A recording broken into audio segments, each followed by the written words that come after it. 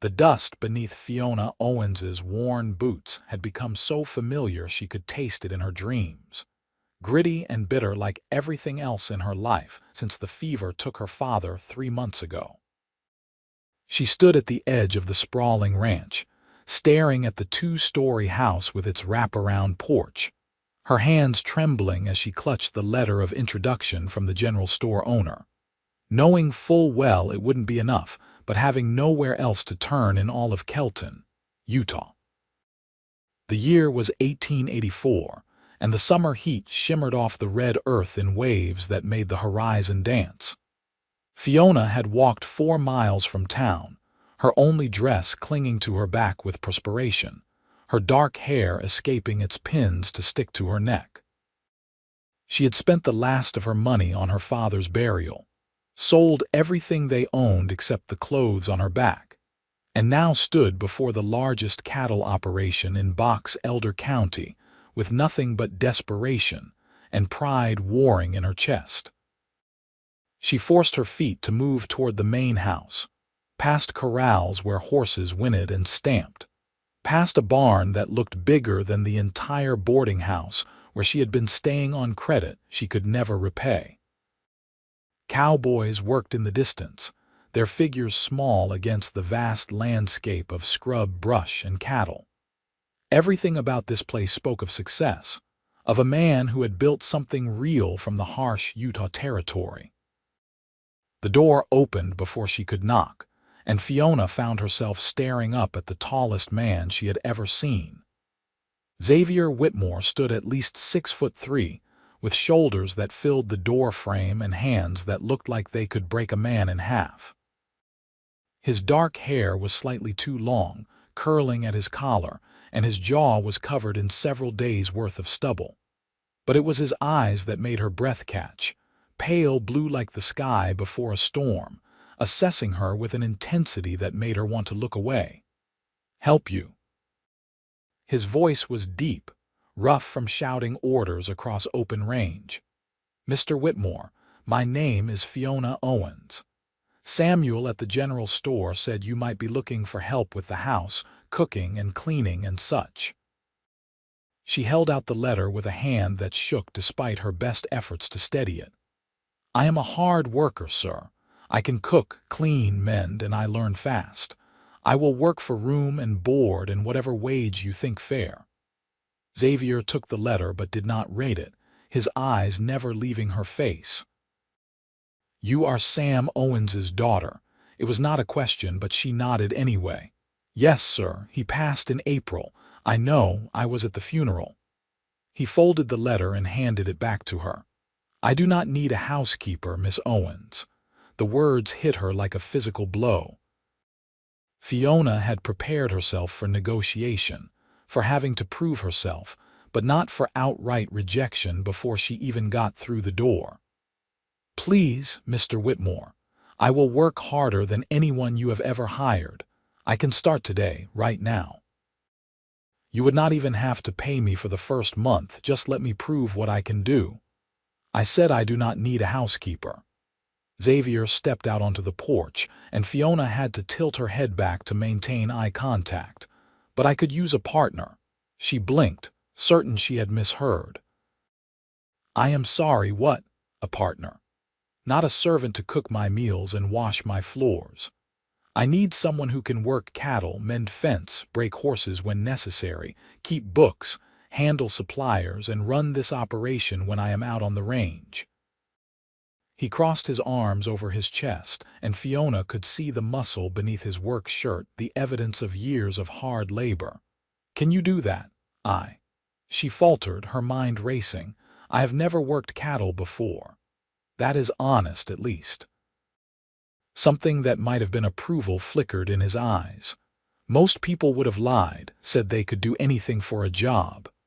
"I do not lie, Mr. Whitmore, but I also do not give up." Fiona straightened her spine, meeting his gaze directly. "My father taught me to ride before I could walk. I can shoot straight, I am good with numbers, and I am not afraid of hard work or long hours. What I do not know, I will learn." Xavier studied her for a long moment, and Fiona forced herself not to fidget under that penetrating stare. She could see him weighing her words, measuring her worth, and she lifted her chin with what little pride she had left. "The work starts before dawn and does not end until after dark," he said finally. "You will be in the saddle for hours, in heat and cold and everything between. You will get thrown, kicked, bitten, and worse. The men will not like taking orders from a woman, and I will not coddle you or make exceptions because of your sex. You will do the same work as everyone else, or you will fail. I understand." "No, you do not. Not yet." Xavier moved down the porch steps, and Fiona found herself following. "But you will learn fast, or you will be gone. I will give you 1 month to prove you can handle it. You get a room in the main house, meals, and standard ranch hand wages. After the month, if you are still here, we talk about a real partnership." "Deal." He held out his hand, and Fiona stared at it for just a moment before grasping it firmly. His hand engulfed hers, calloused and warm, and the handshake was brief but solid. "Deal, Mr. Whitmore. It is Xavier." Partners do not stand on formality. He released her hand and turned toward the barn.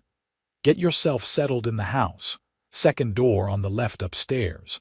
Be in the yard at 4 tomorrow morning. We are moving the herd to summer pasture, and you will be coming with us." Fiona watched him walk away, his long stride eating up the distance, and realized her hands had stopped shaking. She turned back to the house, climbed the steps, and let herself inside. The interior was surprisingly well kept for a bachelor's home, though clearly lacking a woman's touch. The furniture was simple but well made, the floors clean if unpolished, the walls bare of decoration.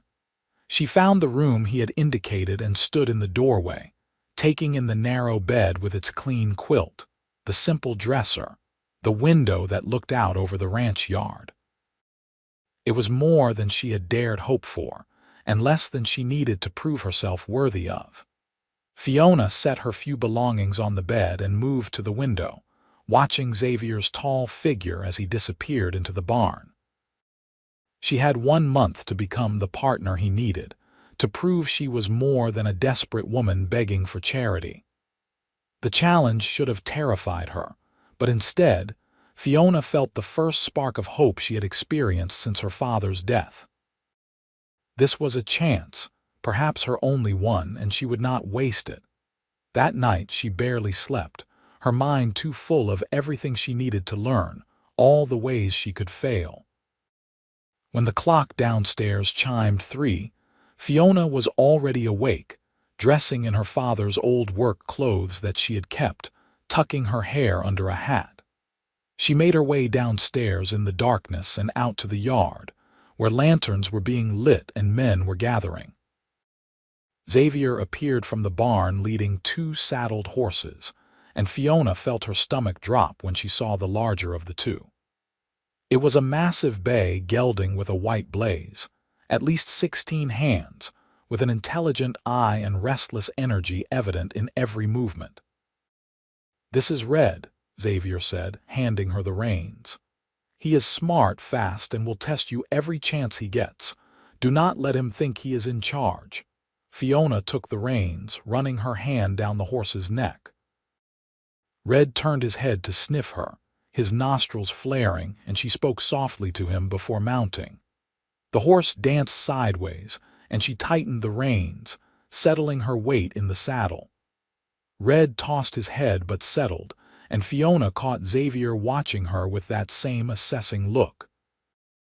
"You said you could ride," he said, mounting his own horse, a tall black mare with a calm demeanor. "I do not lie," Fiona repeated, and saw the corner of his mouth twitch. The next hours were a blur of motion and noise.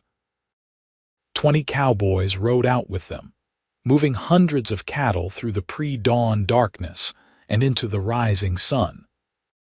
Fiona stayed close to Xavier at first, watching how he directed the men with hand signals and short commands, how he read the herd's movement and anticipated problems before they occurred. She learned by watching and doing, spurring Red forward to turn back strays, using her voice and the horse's bulk to keep the cattle moving in the right direction. The sun climbed higher, and the heat became oppressive. Dust coated everything, getting in her eyes and mouth and nose until she could barely breathe. Her legs ached from gripping the saddle, her back screamed from the constant tension, but she did not stop, did not complain, did not fall behind. Xavier appeared beside her around midday, holding out a canteen. "Drink."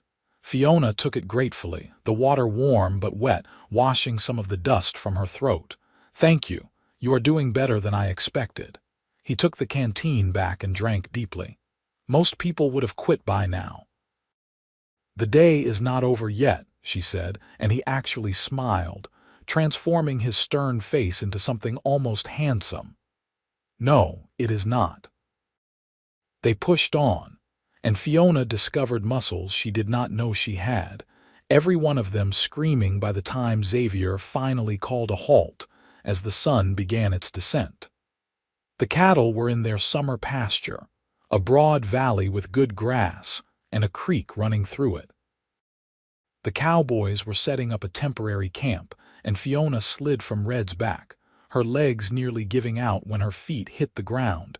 Xavier caught her elbow, steadying her. "First day is always the hardest." "I am fine," Fiona said, though they both knew it was a lie. She forced herself to stand straight, to walk Red over to where the other horses were being unsaddled.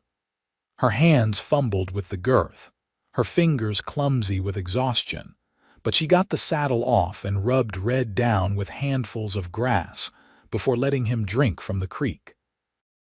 Someone had started a fire, and the smell of coffee and bacon filled the air. Fiona's stomach growled, reminding her she had not eaten since yesterday. She found a spot near the fire and sank down, accepting a plate of food from one of the cowboys, a grizzled man with more beard than face. "Name is Henry," he said, his tone neutral. "You did all right today." "Thank you." Fiona forced herself to eat slowly, though she wanted to devour everything in front of her.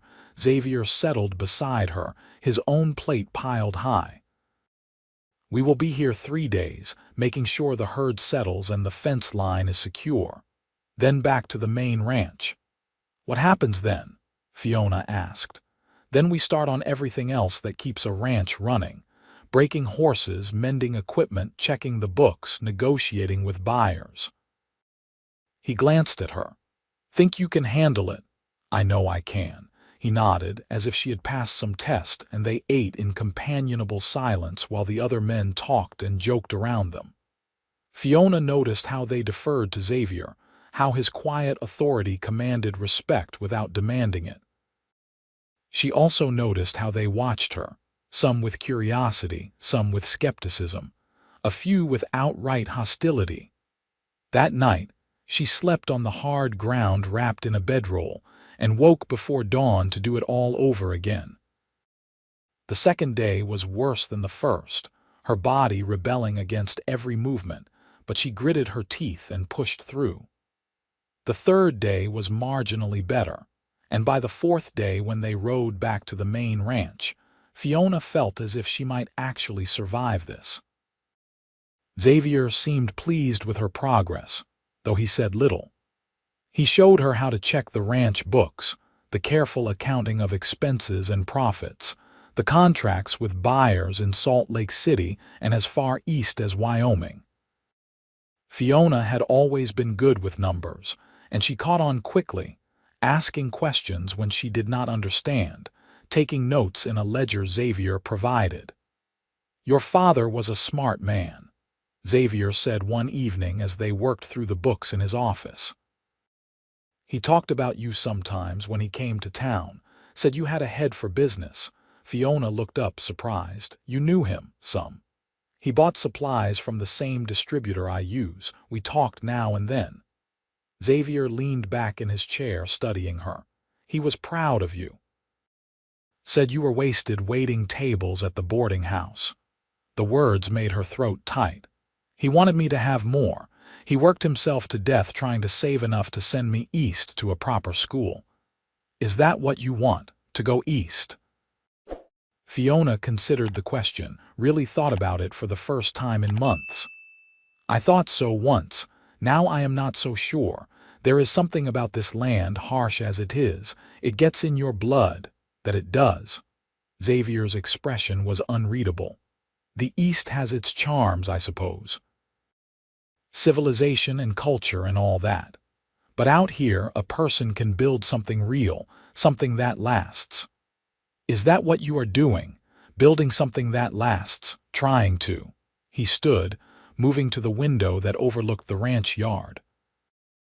My father was a drunk who beat his wife and children until the day he died. Swore I would be different, be better. This ranch is proof that a man is not bound by where he comes from, only by where he is going. Fiona joined him at the window, standing close enough to feel the heat radiating from his body. You have built something to be proud of. Maybe.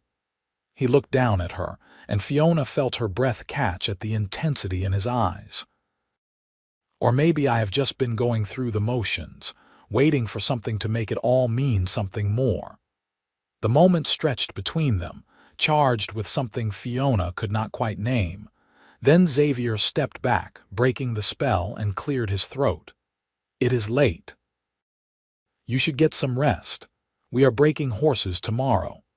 Fiona nodded, not trusting her voice, and left the office. As she climbed the stairs to her room, she pressed a hand to her racing heart and tried to make sense of what had just happened. She barely knew this man, this stern cowboy who demanded so much and gave so little away. But something was growing between them, something that both thrilled and terrified her.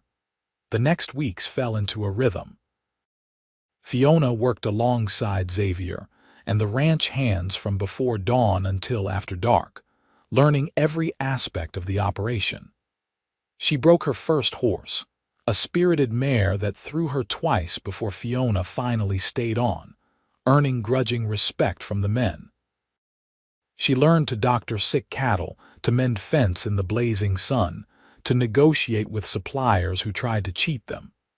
And through it all, she felt Xavier's eyes on her, watching, assessing, but also something more. She caught him staring sometimes, his expression unguarded for just a moment before he schooled it back to neutral. When he taught her to rope, his hands on hers as he showed her the motion, the touch lingered longer than necessary. When she fell from a horse and he rushed to her side, the concern in his eyes was far more than professional. Fiona found herself thinking about him at odd moments, wondering what made him smile, what he dreamed about, what it would be like to touch him without the excuse of work. She had never felt this way about anyone, this constant awareness, this pull that seemed to grow stronger every day. The month mark came and went without Xavier mentioning it. Fiona did not bring it up, afraid of what the conversation might reveal. But 2 days later he found her in the barn as she was brushing down red after a long day. "We need to talk," he said, his tone giving nothing away. Fiona's heart sank.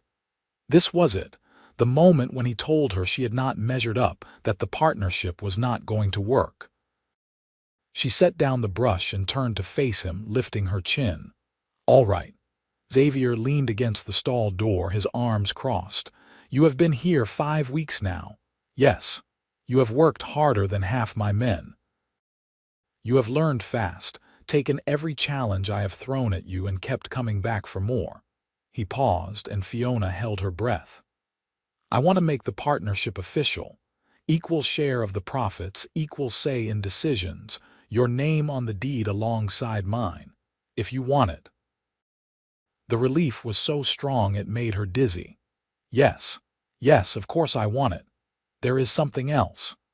Xavier pushed off the door and moved closer, close enough that Fiona had to tilt her head back to maintain eye contact. "I need to know if what I am feeling is just me, or if you feel it too." "Feel what?" Her voice came out barely above a whisper. "This." He reached out slowly, giving her time to pull away, and cupped her face with one rough hand. "Tell me I am not imagining it, Fiona. Tell me you feel it too." Her heart was pounding so hard she was sure he could hear it. "I feel it. I have been feeling it for weeks now, and I did not know what to do about it." Xavier's thumb brushed her cheek, and Fiona's eyes fluttered closed at the tenderness of the gesture. "I did not offer you that partnership as an excuse to get closer to you. I want you to know that. You earned it fair and square. But I would be lying if I said I had not been hoping you would stay for other reasons too." "What reasons?" She opened her eyes and found him staring at her with such intensity it stole her breath. "Because I have not been able to stop thinking about you since the day you showed up on my porch, all pride and desperation and courage. Because you are the first person I have ever met who makes this place feel like more than just a ranch. Because when I imagine the future, I see you in it, and I cannot imagine it any other way." His hand slid to the back of her neck, fingers tangling in her hair. "Tell me if I am wrong, and I will never mention it again. We will be partners and nothing more, and I will learn to live with that." Fiona reached up and covered his hand with hers. "You are not wrong." The kiss was inevitable, had been from the moment she first looked into those storm blue eyes.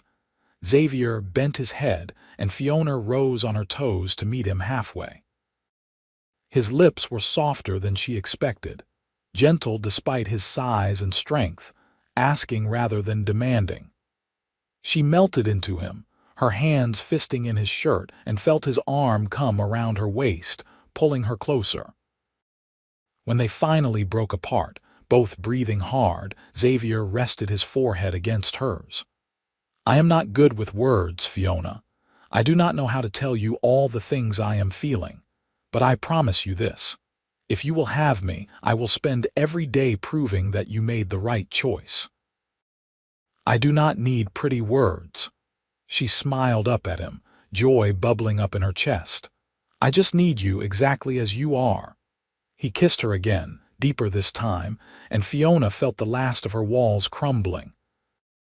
This man, this stern cowboy who had offered her partnership when she begged for work, who had seen her potential when she could barely see it herself, had somehow become everything she did not know she needed.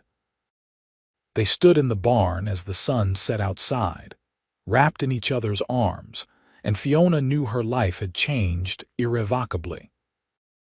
The desperate woman who had walked up to this ranch 2 months ago was gone, replaced by someone stronger, someone who had found not just a home, but a purpose and a love she had never dared dream of. Over the following months, their relationship deepened alongside their partnership. Xavier taught her everything he knew about running the ranch, and Fiona brought fresh ideas and perspectives that improved their operation. They argued sometimes, passionate disagreements about the best way to handle a situation, but they always talked it through, always found a solution together. The ranch hands accepted her as Xavier's equal, though it took time. Some left, unwilling to take orders from a woman, but others stayed and came to respect her skill and determination. Henry became a particular ally, his gruff exterior hiding a kind heart and a willingness to teach Fiona the finer points of cattle management. Xavier was different when they were alone, the stern mask falling away to reveal a man capable of great tenderness and surprising humor. He made her laugh with dry observations about their suppliers, and she challenged his assumptions about the best way to run certain operations. They balanced each other, his experience and her innovation creating something stronger than either could have achieved alone. One evening in late fall, they sat on the porch watching the sun paint the sky in shades of orange and purple. Fiona was curled against Xavier's side, his arm around her shoulders, a blanket across their laps as the temperature dropped. "I have been thinking," Xavier said, his voice rumbling in his chest. "Dangerous occupation," Fiona teased. He huffed a laugh. "Hush, I am trying to be serious here." She tilted her head to look up at him. "All right, I am listening. We have been partners for 6 months now. Business partners and otherwise." He shifted slightly, and Fiona felt nervousness radiating from him, so unlike his usual confidence. "I know we said we would take things slow, make sure this was real before we rushed into anything. But Fiona, I have never been more sure of anything in my life. I love you. I want to build a life with you, a real life. I want to wake up next to you every morning and fall asleep with you every night. I want children with you if you want them. I want to grow old on this land with you by my side." Fiona's heart was in her throat, tears pricking her eyes. "Xavier, let me finish." He took a deep breath. "I do not have a ring yet, was not planning to do this tonight, but I cannot wait another moment. Fiona Owens, will you marry me? Will you be my wife as well as my partner?" She did not even have to think about it. "Yes. Yes, of course, yes." Xavier pulled her into his lap, kissing her with a passion that left them both breathless. When they finally broke apart, he was grinning, a rare sight that transformed his entire face. "I will get you a proper ring. We will do this right. I do not need a ring." Fiona cupped his face in her hands. "I just need you. You will have both," he promised. "I am going to Salt Lake City next week for the cattle auction. I will get you the best ring I can find." They were married in December in the small church in Kelton with half the town in attendance. Fiona wore a simple white dress purchased from the dressmaker, and Xavier wore a new suit that made him look uncomfortable but devastatingly handsome. When the preacher pronounced them man and wife, Xavier kissed her with such tenderness that several of the women in the congregation sighed audibly. The ranch became their home in a new way after that. Fiona moved her belongings into Xavier's room, their room now, and they settled into married life with surprising ease. They still worked side by side every day, still argued about the best way to handle problems, but now they ended each day wrapped in each other's arms, sharing quiet conversations and tender touches. Winter was hard that year, with snowstorms that buried the ranch under feet of white and temperatures that dropped so low the water in the troughs froze solid. They lost some cattle to the cold, and there were days when the work seemed endless and hopeless. But they faced it together, Xavier's strength and Fiona's determination seeing them through the worst of it. When spring finally arrived, bringing green grass and new calves, Fiona discovered she was pregnant. She told Xavier one morning as they sat over breakfast, watching his face transform from confusion to understanding to pure joy in the span of seconds. "A baby." He reached across the table to take her hand. "Are you sure?" "As sure as I can be. The doctor in Ogden confirmed it yesterday when I rode in for supplies."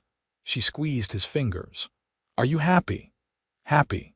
Xavier stood and came around the table, pulling her to her feet and into his arms. "Fiona, I am beyond happy. I am terrified and thrilled and grateful all at once." She laughed, resting her head against his chest. "That sounds about right." Xavier insisted she take it easier after that, though Fiona fought him on it. She was pregnant, not broken, and there was still work to be done.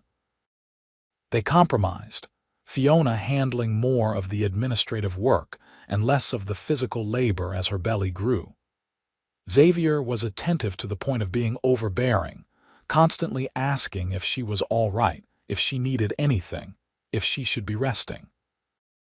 "I am going to lose my mind if you ask me one more time if I am comfortable," Fiona said one afternoon, exasperated but touched by his concern. "I just want to make sure you and the baby are healthy." Xavier looked so worried that Fiona softened. "We are fine. Better than fine. But you need to trust me to know my own limits." He nodded, chastened, and tried to give her more space. But Fiona caught him watching her constantly, his eyes tracking her movements with a protectiveness that was both endearing and occasionally annoying. Their son was born in October of 1885, during a particularly beautiful fall when the leaves turned gold and red against the blue Utah sky. The labor was long and difficult, and Xavier paced the hallway outside their bedroom like a caged animal, driving the doctor to distraction. When the baby's cry finally pierced the air, Xavier burst into the room without permission, his eyes wild until he saw Fiona sitting up in bed, exhausted but smiling, holding a tiny bundle. "Is he all right? Are you all right?" Xavier knelt beside the bed, his large hand covering both of hers. "We are perfect." Fiona looked down at their son, his tiny face scrunched up, his fists waving. "Do you want to hold him?" Xavier looked terrified but held out his arms, and Fiona placed the baby carefully in them. He looked impossibly small against Xavier's broad chest, fragile in a way that made Xavier's hands shake slightly. But he cradled the boy with infinite gentleness, his expression softening into wonder. "He is beautiful," Xavier whispered, "just like his mother." "He has your eyes," Fiona said, and it was true. Even in the baby's unfocused gaze, she could see Xavier's pale blue staring back at her. They named him Thomas, after Fiona's father, and he became the center of their world. Xavier was a doting father, somehow finding time between the endless ranch work to spend with his son. Fiona often found them together, Xavier's deep voice reading to the baby from ranch catalogs, or talking to him about cattle and horses, as if Thomas could understand every word. The ranch prospered over the next years. Their reputation for quality cattle grew, and buyers came from all over the West to purchase from the Whitmore Ranch. Fiona's business acumen helped them expand carefully, buying up adjacent land when it became available, investing in better breeding stock, streamlining their operations. Thomas grew into a sturdy toddler, then a curious boy who followed his father everywhere, asking endless questions and getting into trouble with the single-minded determination of a child who feared nothing. Fiona watched Xavier with their son and fell in love with him all over again, seeing the patience and care he showed the boy. When Thomas was 3, Fiona discovered she was pregnant again. This time, Xavier was calmer, though no less attentive. Their daughter was born in the spring of 1889, an easy birth compared to her brothers. They named her Sarah, and she had Fiona's dark hair and Xavier's stubborn chin. Life settled into a rich pattern of work and family. The ranch continued to grow, and with it, their reputation and prosperity. They built an addition onto the house, expanding it to accommodate their growing family and the future they were building together. Xavier hired more men, promoted Henry to foreman, and slowly shifted more of the day-to-day operations to trusted workers so he could spend more time with Fiona and the children. But the work never truly stopped on a ranch, and there were still challenges. A drought in 1890 tested them, forcing them to make hard decisions about which cattle to keep and which to sell early. A rival rancher tried to buy them out, offering a fortune for their land and operation, but Fiona and Xavier turned him down without hesitation. This was their home, their legacy, and it was not for sale. Thomas was 5 when he first sat on a horse by himself, Xavier's hands ready to catch him if he fell. The boy took to riding like he had been born to it, and Xavier's pride was evident in every smile, every word of encouragement. Sarah was more cautious, preferring to help her mother with the house and the garden Fiona had planted, but she too learned to ride and work cattle when needed. The children grew up knowing the value of hard work and the satisfaction of building something with your own hands. Xavier and Fiona taught them together, showing them how to care for animals, how to manage money, how to treat people with respect regardless of their station. They spoke openly about Fiona's desperate arrival at the ranch, about how Xavier had seen potential where others saw only a woman in need. "Your mother was the bravest person I ever met," Xavier told Thomas one evening as they sat on the porch watching the sunset. "She came here with nothing and made herself indispensable through sheer determination." "Tell me the story again," Thomas said, and Xavier launched into the tale of Fiona's arrival, embellishing slightly for dramatic effect. Fiona listened from inside the house, smiling as she prepared dinner. Sarah helped her, chattering about a bird's nest she had found in the barn. This life, this beautiful, impossible life, was more than she had ever dreamed possible when she stood at the edge of the ranch yard all those years ago, desperate and afraid. As the years passed, Xavier's hair started to gray at the temples, and fine lines appeared at the corners of Fiona's eyes. But their love deepened rather than faded, tested by time and hardship and the everyday challenges of building a life together. They still worked side by side when they could, still made all major decisions together, still stole moments alone when the house was quiet and the children were asleep. In 1893, when Thomas was 8 and Sarah was 4, tragedy struck. A late spring blizzard caught them by surprise, burying the ranch under 3 feet of snow and killing dozens of cattle. The financial loss was significant, and for the first time in years, Fiona felt the cold grip of fear. They had employees to pay, children to feed, a ranch to maintain. Xavier found her in the office late one night, hunched over the books trying to make the numbers work. He knelt beside her chair and took her hands in his. "We will get through this," he said firmly. "Just like we have gotten through everything else." "What if we cannot?" The question came out small, vulnerable. "What if I lose everything again? You will not lose me. You will not lose the children or this ranch. We have weathered worse storms than this, Fiona. We will weather this one too." He pulled her to her feet and into his arms. Together, always together. His certainty gave her strength. They cut expenses where they could, sold some of their land to raise capital, worked even longer hours to make up for the losses. Thomas helped where he could, taking on chores beyond his years with a seriousness that made Fiona's heart ache. Even little Sarah did her part, collecting eggs and helping in the garden without complaint. It took 2 years, but they recovered. By 1895, the ranch was back to full strength, the lost cattle replaced, the finances stable. Xavier insisted they celebrate, organizing a party at the ranch that brought together friends, employees, and business associates from across the territory.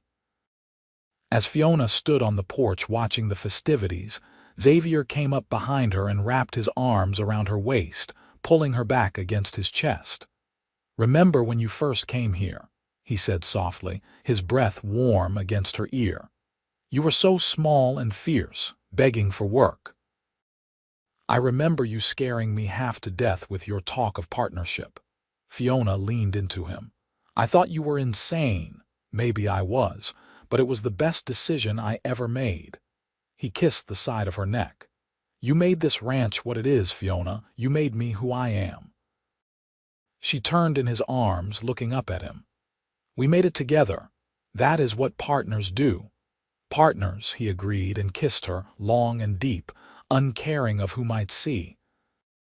Thomas was 12 when he first helped drive cattle to market, riding alongside his father with a pride that made Fiona's eyes sting with tears. Her boy was growing up, becoming a man, and she could see so much of Xavier in him.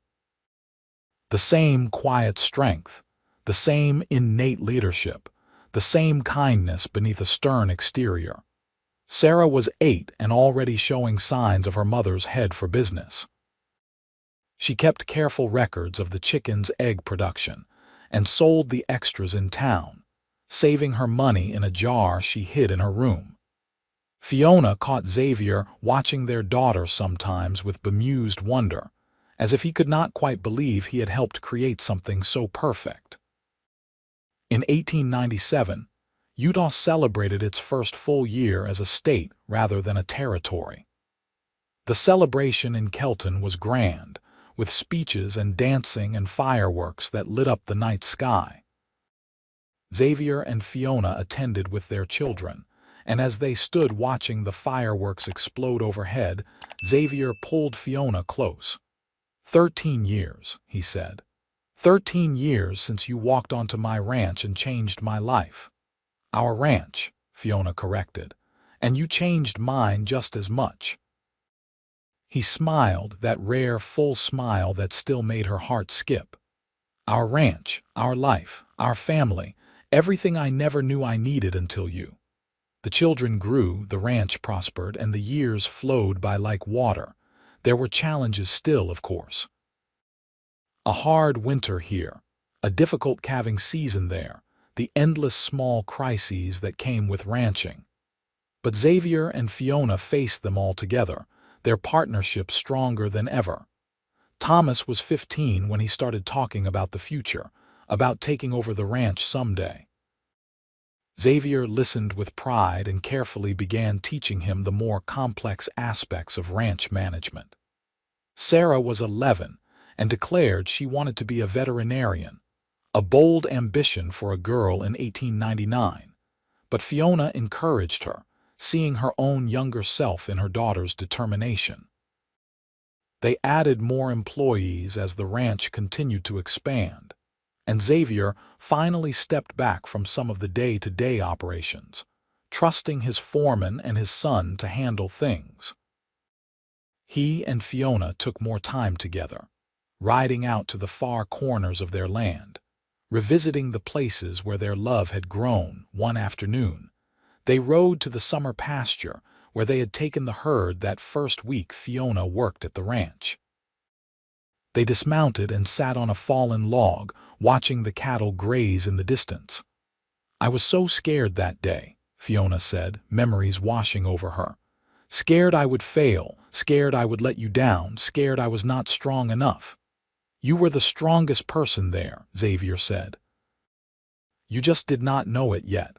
I know it now. She looked at him, this man who had given her so much, because of you. No. He took her hand, lacing their fingers together. You were always strong. I just gave you a chance to prove it. They sat in comfortable silence, watching the sun move across the sky. After a while, Xavier spoke again. I never thought I would have this. A wife I love, children I am proud of, a ranch that bears my name and my values. I always figured I would die alone, too rough around the edges for anyone to want permanently. You are not rough, Fiona protested. Well, maybe a little, but in the best way, he laughed, pulling her closer. You make me better, Fiona. Every day, you make me want to be the man you see when you look at me. You already are that man. She kissed him softly. You have always been that man. They rode back to the ranch as the sun set, their horses walking side by side, their hands occasionally brushing. The house came into view, lights glowing in the windows, smoke rising from the chimney. Thomas would be in the barn checking on a mare about to foal, and Sarah would be in the kitchen starting dinner, bossing the housekeeper they had finally hired to help with the growing household. This was home. Not just the land or the buildings, but the life they had built within it. Every fence post Xavier had set, every meal Fiona had cooked, every decision they had made together had woven itself into the fabric of this place, making it more than a ranch. It was a legacy, a testament to what two people could build when they worked as partners in every sense of the word. The years continued to pass, bringing new challenges and new joys. Thomas married at 19, bringing home a sweet girl from Ogden named Mary who fit into the family as if she had always been there. Sarah went east to school, determined to prove that a ranch girl could become anything she wanted. She wrote long letters home, and Fiona treasured every one, reading them aloud to Xavier in the evenings. They became grandparents in 1903 when Thomas and Mary had a son. Xavier held his grandson with the same wonder he had shown holding his own children, and Fiona saw tears in his eyes as the baby wrapped tiny fingers around Xavier's thumb. "We made this," Xavier said softly. "All of this. From nothing, we built something that will outlast us."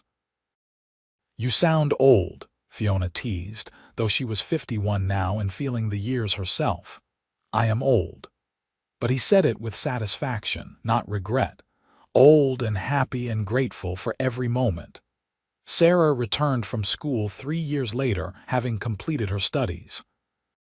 She had not become a veterinarian, but she had studied agriculture and animal husbandry, bringing home new ideas and techniques that she was eager to implement. Xavier listened to his daughter with the same respect he showed his son, never diminishing her ideas because of her gender.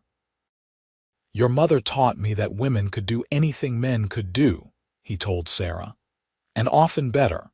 Do not ever let anyone tell you otherwise." The ranch became a model for the region, known for its progressive practices and fair treatment of workers.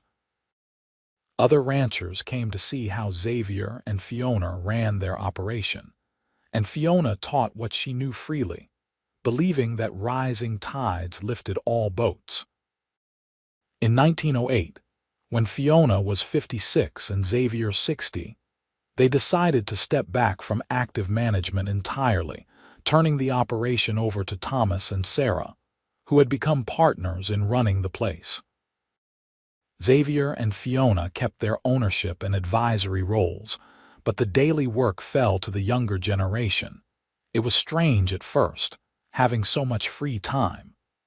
But they quickly learned to enjoy it, spending their days doing things they had always put off. Xavier taught Fiona to fish, and they spent quiet afternoons by the creek, talking about nothing and everything.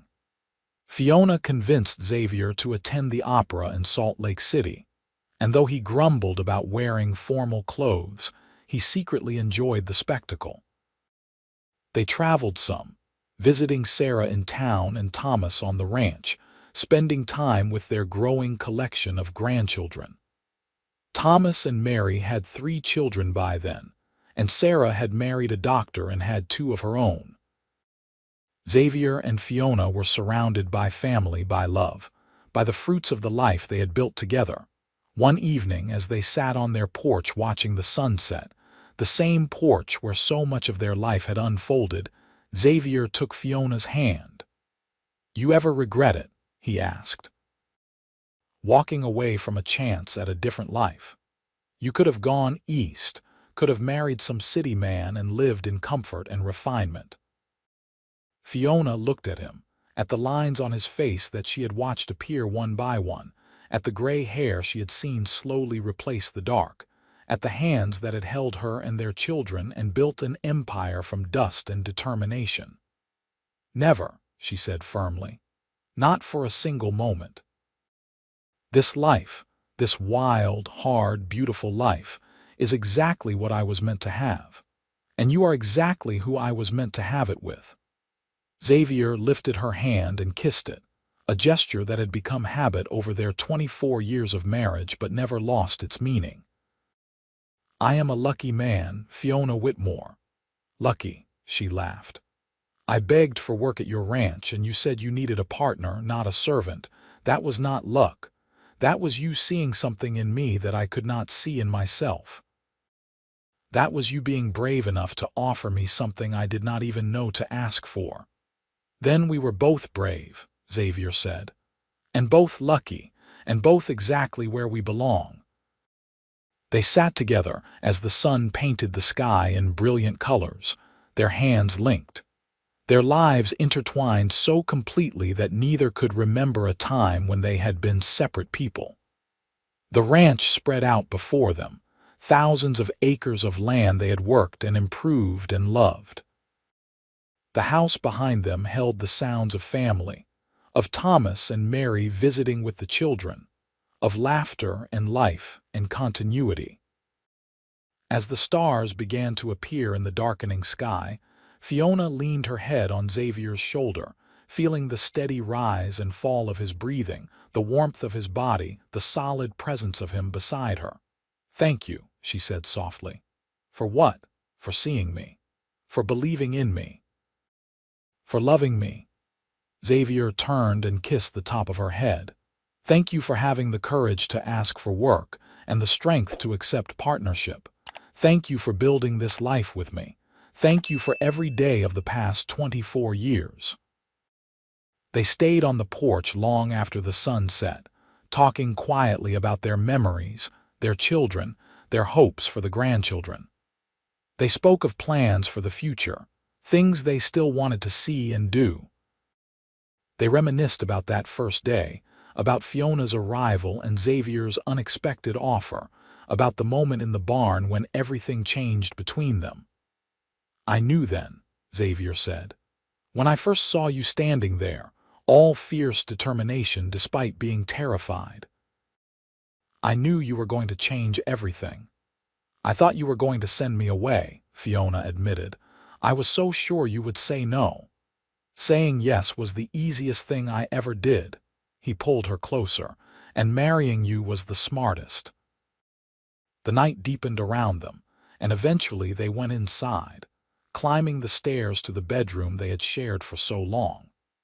They prepared for bed in comfortable routine, and when they lay down together, Xavier pulled Fiona into his arms the way he had every night of their marriage. "I love you," he said, the words as natural as breathing. "I will love you until the day I die and beyond. I love you too." Fiona kissed him softly. "My partner, my husband, my everything." They fell asleep wrapped around each other. Two people who had found each other against impossible odds and built something beautiful from desperation and determination and love. Outside, the ranch slept under a blanket of stars, the cattle quiet in their pastures, the horses still in the barn, everything exactly as it should be. The years ahead would bring more changes, more challenges, more joys and sorrows. Xavier and Fiona would watch their grandchildren grow, would celebrate marriages and births, would mourn losses and face the inevitable decline that came with age. But through it all, they would face it together. Two partners who had started as strangers and become so much more. The ranch would continue to prosper under Thomas and Sarah's management, becoming one of the most successful operations in Utah. The Whitmore name would become synonymous with quality and integrity, a legacy built on the foundation Xavier and Fiona had laid all those years ago. In 1915, when Fiona was 63 and Xavier 67, they celebrated their 30th wedding anniversary with their entire family gathered at the ranch. 3 generations filled the house and yard, children running everywhere, the air full of laughter and love. Xavier and Fiona stood in the center of it all, watching with satisfaction and joy. "Look what we made," Fiona said, gesturing at the chaos around them. "All of this came from one desperate woman and one cowboy with vision enough to see potential where others saw only need." "We made it together," Xavier corrected. "Every bit of it together." That night, after everyone had gone to bed, Xavier and Fiona took one last walk around the ranch by moonlight. They moved slowly now, their steps measured, their bodies feeling the accumulation of decades of hard work. But their hands were linked, and their love was as strong as ever. They walked to the exact spot where Fiona had stood that first day, looking at the house with desperate hope. Xavier pulled her to a stop and turned her to face him. "I want you to know," he said, his voice serious, "that every day with you has been a gift. Every moment, even the hard ones, has been worth it because I was sharing it with you." Fiona felt tears prick her eyes. "Why does this sound like goodbye? Not goodbye. Never goodbye." He cupped her face in his hands, weathered and worn but still strong. "Just making sure you know. Making sure you never doubt how much you have meant to me, how much you still mean to me. I know." She covered his hands with hers. "I have always known." They stood there in the moonlight, in the exact place where their story began, and kissed like they were young again. The ranch spread out around them, the life they built together evident in every direction. And when they finally walked back to the house, it was with the satisfaction of two people who had lived fully, loved deeply, and built something that would outlast them both. Xavier lived to be 72, dying peacefully in his sleep with Fiona beside him in 1920. He had been working cattle the day before, refusing to fully retire even as his body slowed. Fiona mourned him deeply, but she also celebrated the life they had shared, the love they had built, the family they had created. She lived another 8 years, staying in the ranch house, watching her children and grandchildren continue the legacy she and Xavier had started. She told stories about the early days, about Xavier's unexpected proposal of partnership, about falling in love with the sternest, kindest man she had ever known. She made sure everyone knew that what they had was built on mutual respect, on seeing each other as equals, on being partners in every sense of the word. When Fiona passed in 1928 at 76, surrounded by family, her last words were about Xavier, about the ranch, about the beautiful life they had built from nothing but courage and love. They buried her beside him on the hill overlooking the ranch, two headstones standing side by side just as they had stood side by side in life. The ranch continued under Thomas's management, then under his son's, carrying the Whitmore name and values into the future. The story of Xavier and Fiona became family legend, told and retold to each new generation. The tale of a desperate woman who begged for work and a cowboy who saw her potential and offered partnership instead. The story of two people who found love in the harsh Utah landscape and built something that lasted far beyond their own lives. Their legacy lived on in every decision the family made, in every cow that bore their brand, in every sunrise over land they had loved and worked and improved. It lived on in the values they had instilled, in the example they had set, in the proof that partnership built on respect and love could create something extraordinary. The ranch house still stood decades later, updated and expanded but fundamentally unchanged. And on quiet evenings, when the wind blew just right, you could almost hear the echo of two voices on the porch, talking and laughing and planning the future together. Xavier and Fiona Whitmore, partners in life and love, forever a part of the land they had worked so hard to build into something meaningful and lasting.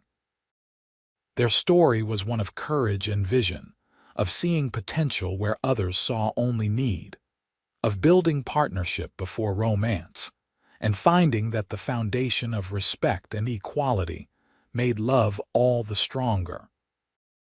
It was a story of the Wild West, of a time and place where people could remake themselves, where hard work and determination could build empires from dust.